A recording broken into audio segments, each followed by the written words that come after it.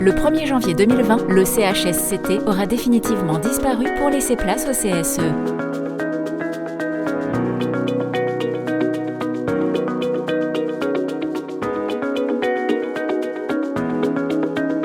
Mais alors, les élus ne pourront plus parler des questions de santé au travail ? Si, bien sûr, c'est le CSE qui récupère les missions du CHSCT. D'ailleurs, pour l'aider, le CSE pourra ou devra s'appuyer sur la Commission Santé, Sécurité et Conditions de Travail, la CSSCT. Cela veut dire que la CSSCT remplace le CHSCT ? Pas exactement. Contrairement au CHSCT, la CSSCT est une émanation du CSE. Ce n'est pas une autre instance. Elle couvre un champ moins large que le CHSCT.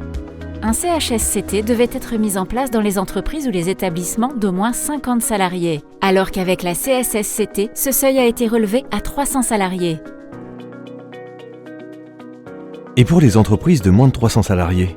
La CSSCT peut également être obligatoire dans 2 cas. Si l'inspecteur du travail le décide, si ces établissements sont confrontés à un haut risque technologique, établissements Seveso, installations nucléaires de base, certains gisements miniers. Mais pour toutes les autres entreprises, la CSSCT n'est que facultative.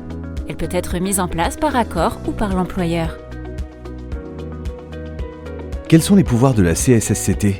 Cela dépend des entreprises. En effet, c'est le CSE qui choisit de déléguer à la CSSCT certaines ou toutes ses missions relatives à la santé.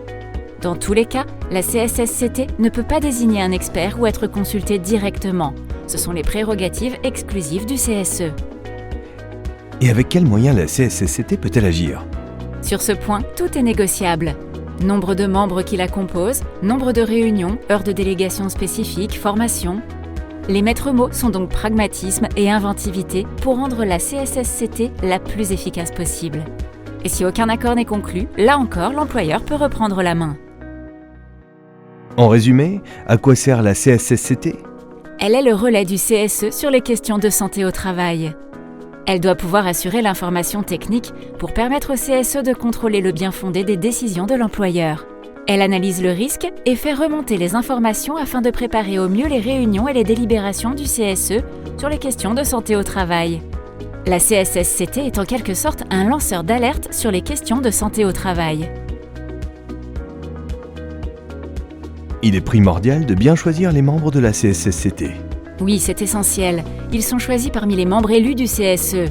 Il est préférable que les membres soient suffisamment formés, qu'ils connaissent bien la réalité de terrain et qu'ils aient une véritable appétence pour les questions de santé au travail.